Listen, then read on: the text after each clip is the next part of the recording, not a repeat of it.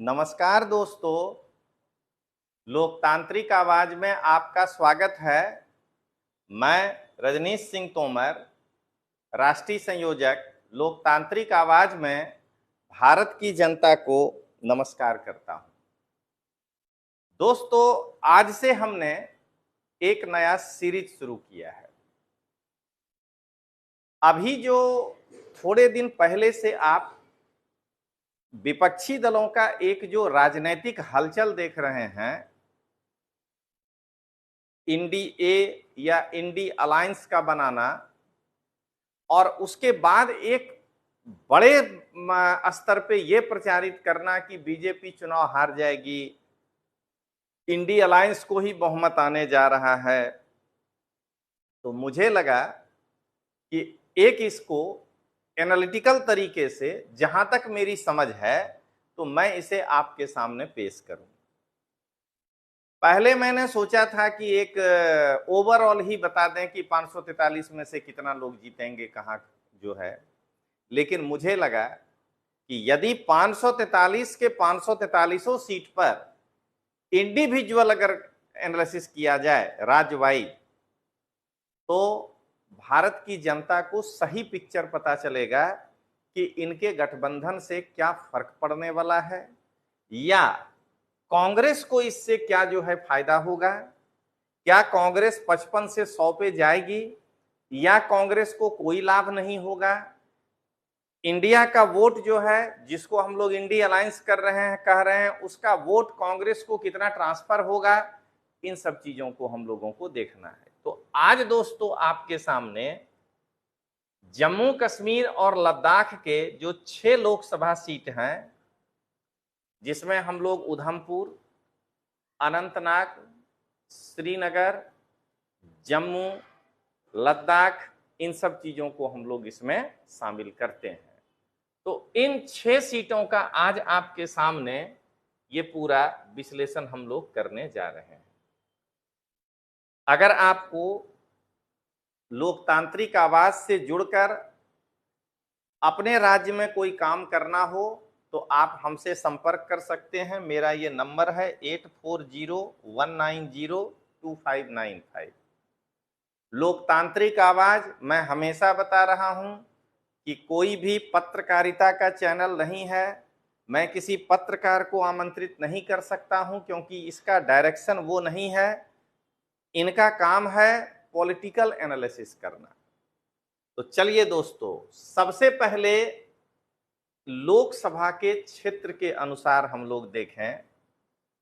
INDI alliance में यहां पर ये 3 लोग जो हैं आपस में गठबंधन करेंगे, फारूक अब्दुल्ला, महबूबा मुफ्ती और श्री श्री 108 राहुल गांधी जी। क्योंकि मुझे तरस आ रहा है ये जो कर रहे हैं, इसमें हमें कांग्रेस का कोई फायदा नहीं दिख रहा है। सबसे पहले मैं आपको बैकग्राउंड 2004 में ले जाना चाहूंगा, क्योंकि वहां से समझना है इस अभी के चुनाव को कि क्या ताकत है इनका। तो 4 में BJP, Congress, Jammu Kashmir national conference और Jammu Kashmir peoples democratic party PDP सब अलग अलग चुनाव लड़ी थी। किन्हीं के साथ कोई गठबंधन नहीं था। 2009 में कांग्रेस और नेशनल कॉन्फ्रेंस, फारूक अब्दुल्ला जी और सोनिया गांधी जी इकट्ठे होकर के यूपीए के तहत चुनाव लड़े थे। बीजेपी अलग लड़ी थी, और जम्मू कश्मीर पीडीपी महबूबा मुफ्ती का चुनाव वो भी अलग लड़ी थी।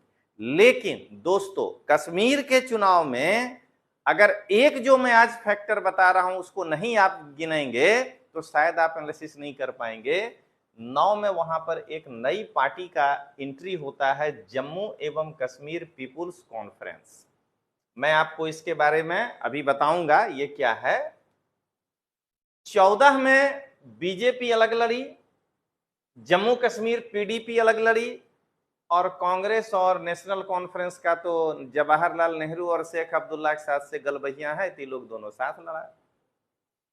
जेकेपीसी यही है, जम्मू कश्मीर पीपुल कॉन्फ्रेंस, ये अपना अलग चुनाव लड़ा। 2019 में बीजेपी अलग, कांग्रेस अलग, सब लोग अलग अलग चुनाव लड़ा था। ये दिमाग में रखना है। अब एनालिसिस हम लोग करेंगे, लेकिन उसके पहले जरा इस जेकेपीसी को जानिएगा कि ये क्या कर सकता है।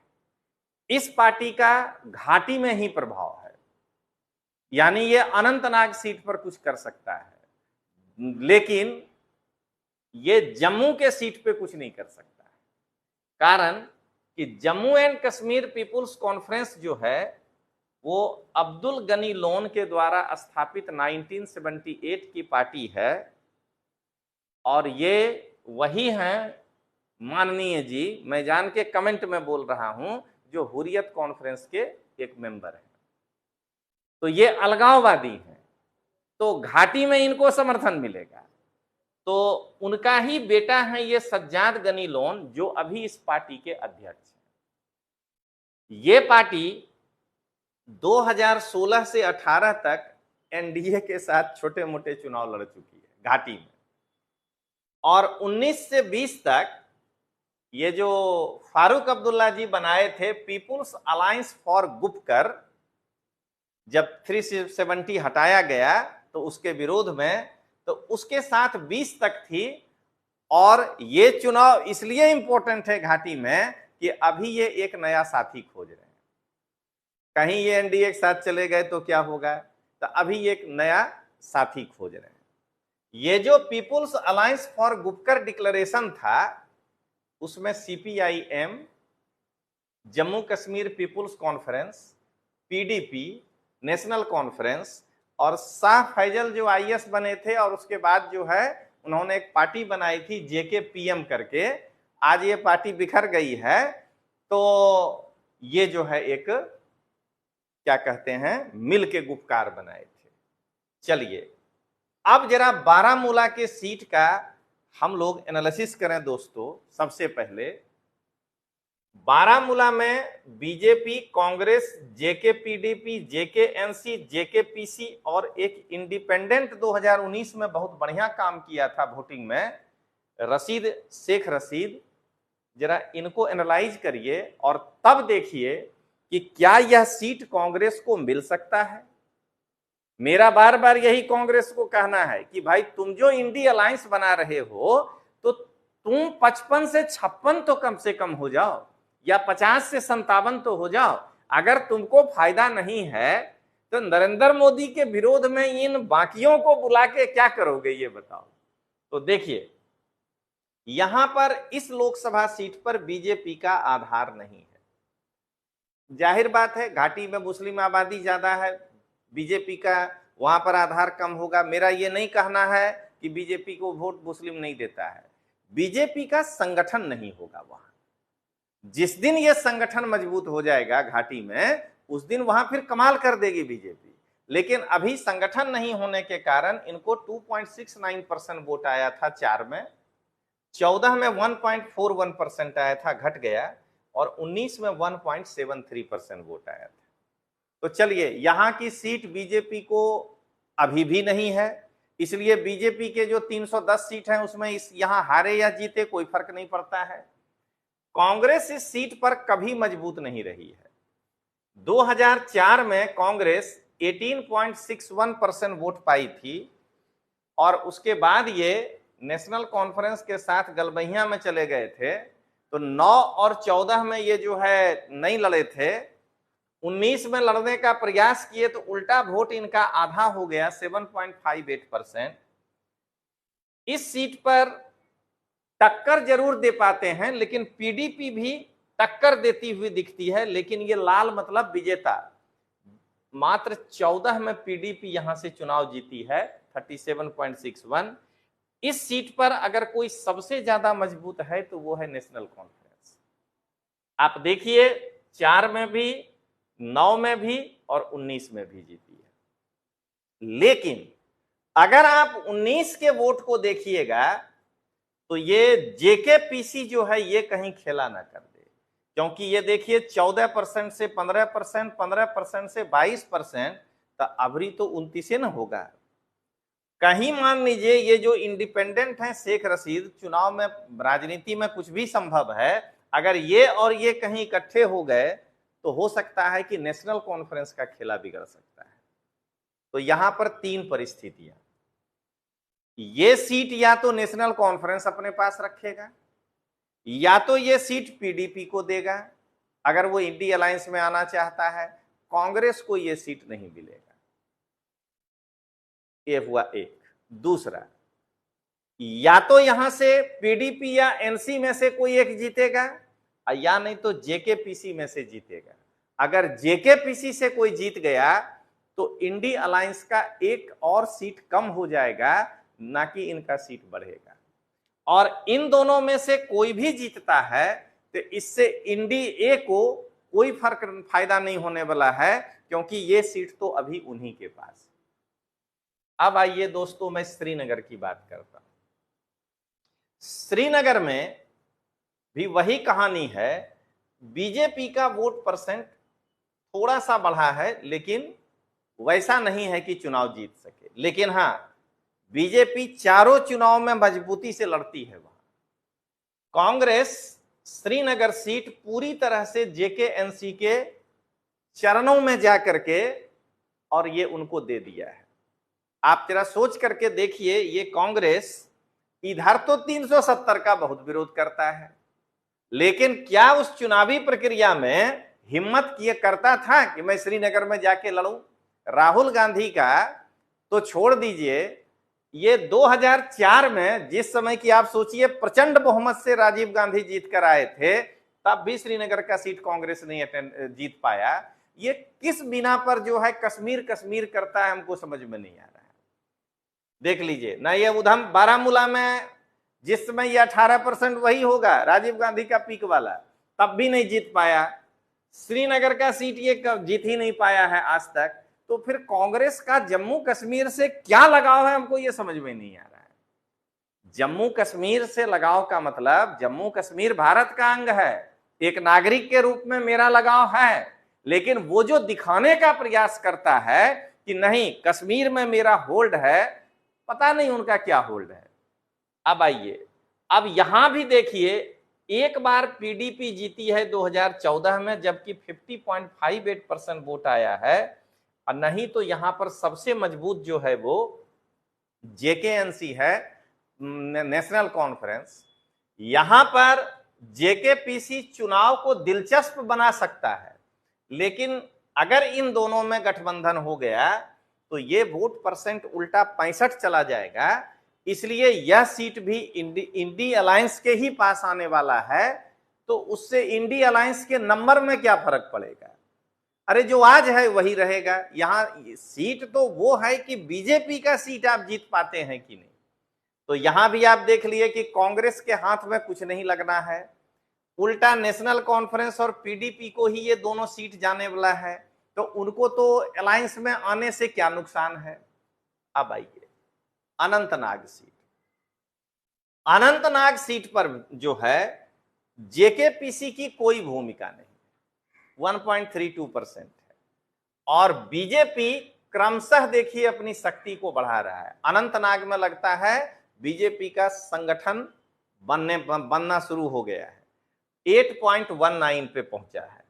और अनंतनाग के सीट को अगर आप देखिए तो 49.55% वोट पाने वाला पीडीपी घट के 24% पर आ गया, और 46% नेशनल कॉन्फ्रेंस 32 पे आ गया है। यहां इन दोनों को डर है कि अगर ये इंडी अलायंस में हम आपस में सीट नहीं बांटेंगे तो कहीं थर्ड पार्टी ये सीट लेकर ना चली जाए। तो क्या देख रहे हैं, बारामूला की सीट या तो जेकेपीसी ले सकता है, या तो इंडी अलायंस के लोगों के पास रह सकता है। श्रीनगर का सीट इंडी अलायंस के पास रह सकता है। अनंतनाग के सीट में अगर दोनों साथ नहीं लड़ा तो कुछ भी हो सकता है, क्योंकि यह भी अलगाववादी पार्टी के साथ ही है जेकेपीसी। तो क्या पता कहीं इसमें से वोट खिसक गया, अब थोड़ा सा बीजेपी का परसेंटेज वोट बढ़ गया, अगर ये दोनों साथ नहीं लड़े तो कहीं बीजेपी कमल ना खिल जाए। थोड़ा सा कठिन है दोस्तों 8 से मतलब कि आगे जाना, लेकिन ये सीट भी इन दोनों की मजबूरी है कि ये दोनों आपस में नहीं होंगे, और इस सीट पर कांग्रेस आप देख लीजिए 26% वोट लेकर तैयार है। तो मेरा तो मानना है कि यहां पर कांग्रेस को दावा करना चाहिए था कि ये सीट हमें दो, क्योंकि मैं 3 बार तुमको सपोर्ट किया हूं नेशनल कॉन्फ्रेंस को। जब मैं अलग लड़ा तो मुझे 26% वोट आया है। यहीं से मुझे बीजेपी का विकास दिखाई दे रहा है, क्योंकि अनंतनाग में रहने वाले जो कांग्रेसी वोट हैं वही शिफ्ट हो सकता है। तो यहां पर कांग्रेस को इंडी अलायंस से फायदा नहीं है, उल्टा अगर वो अकेले लड़े तो कुछ हो सकता है, या इंडी अलायंस में अगर ये सीट कांग्रेस को मिल जाए तो कांग्रेस ये सीट जीत सकती है।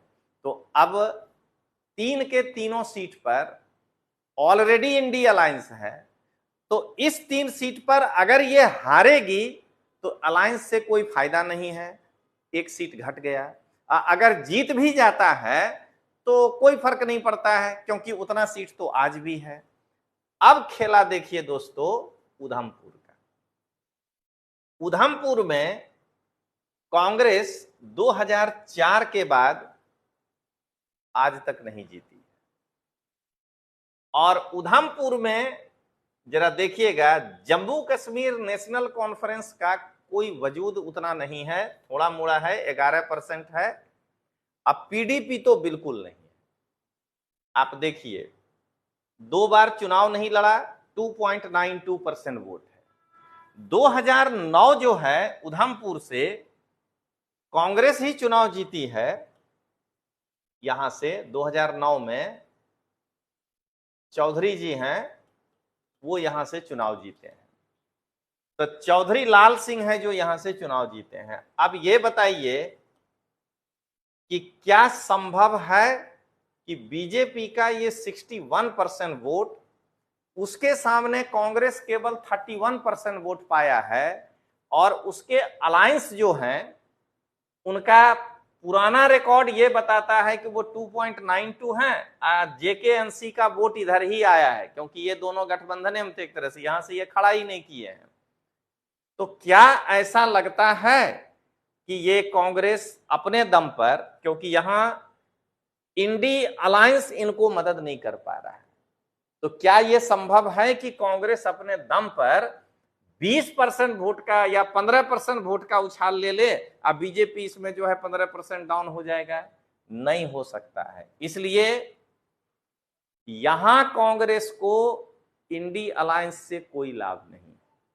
यहां कांग्रेस को अपने दम पर लड़ना है और बीजेपी के 61.38 का काट निकालना है, जो मुझे नहीं दिखाई दे रहा।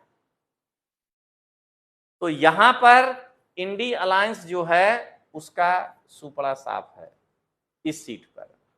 अब आइए, अब हम लोग उधमपुर से आगे निकले। जम्मू, ये सीट तो खैर मुश्किल है। जम्मू में जो है 2004 में कांग्रेस से मदन लाल शर्मा जी जीते थे। उसके बाद से आज तक यहां पे कांग्रेस, एक बार मदन लाल शर्मा जी जीते 4 में, फिर 9 में शर्मा जी ही जीते, लेकिन 14 से लेकर के 19 तक बीजेपी जो है वही चुनाव जीत रही है।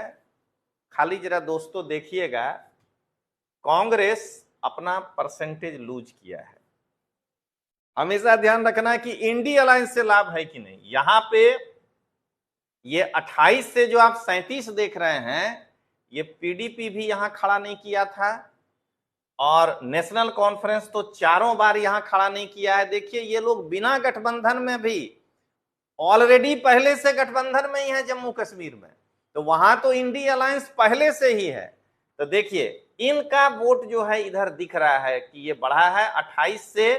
कुछ लोग जो है इनसे नाराज हो गए होंगे, हो सकता है बीजेपी में चले गए हों, और इनके 10% वोट के आसपास जो है इनको स्विंग मिला है।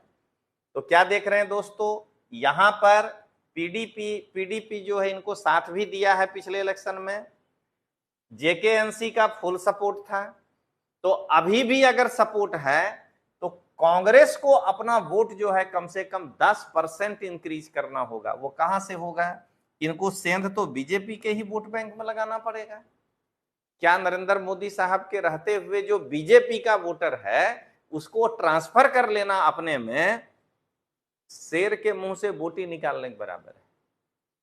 तो इस सीट पर कांग्रेस को इंडी अलायंस कोई मदद करने वाला नहीं, और कांग्रेस के जीतने का चांस भी एकदम जीरो है। 57% वोट मिला हुआ है। अब आइए दोस्तों लद्दाख की बात करें, छठा सीट। लद्दाख में बीजेपी 2004 के चुनाव में कोई खास नहीं किया, इंडिपेंडेंट चुनाव जीता है। लद्दाख का रिकॉर्ड है कि इंडिपेंडेंट चुनाव जीत रहा है। 2009 में यहां पे हसन खान चुनाव जीते थे, वो भी इंडिपेंडेंट ही थे। हसन खान क्या देख रहे हैं, यहां इंडिपेंडेंट लड़ रहा है। लद्दाख में आप एक और चीज देख रहे होंगे कि कांग्रेस बड़ी फोर्स नहीं है, इंडिपेंडेंट बड़ी फोर्स है। तो 25.3% वोट आया है, और वो जो नए जीत कर आए थे, बड़ी बढ़िया जो भाषण दिए थे लोकसभा में, उनको 33% वोट आया।